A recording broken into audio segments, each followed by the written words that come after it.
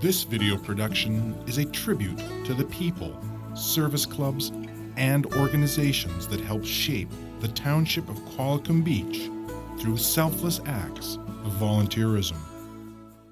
Natural beauty is a magnet for people, and it has always drawn people to the beaches of Qualicum. For settlers to these parts in the late 1800s, life was by no means easy as they scattered widely to forge their homes, farms, and lives, connected only to each other by dusty trails and wagon roads.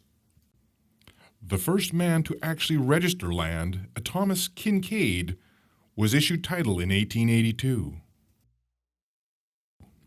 In what can only be described as an early act of volunteerism, many neighbors descended upon his property from miles around to help erect a modest country homestead.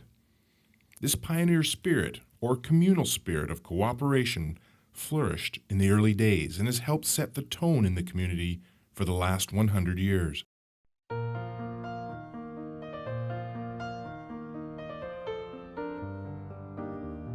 In what is one of the first signs of any evolving community, a group of merchants banded together in 1925 to discuss the formation of a board of trade to promote business and tourism in the area.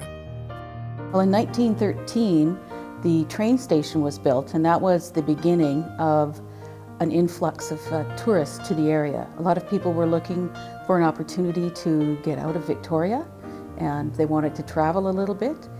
We have such beautiful beaches, and they've always been here, so this was an excellent opportunity for people to have a getaway, even in 1913.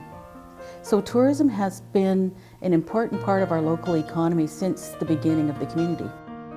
It was formed with 30 charter members and registered in Ottawa on January 27, 1927. The charter covered an area within a radius of 10 miles from the post office, which embraced the villages we know today as Qualicum Beach, Dashwood, Hilliers, Coombs, Arrington, and Parksville, having a population of about 1,500 people.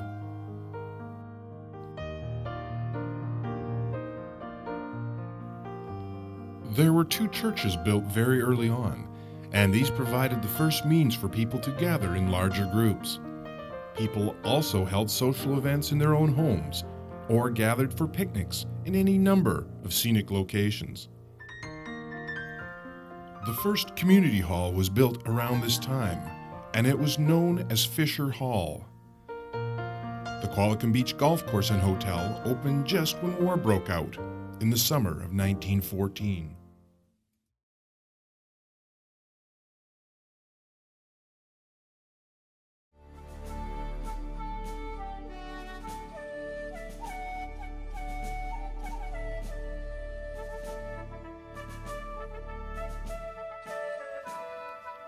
After the war, a dozen or so veterans met together in the laundry room of the Qualicum Beach Hotel and formed the Qualicum branch of the Canadian Legion, which itself had only been formed a year earlier in 1926.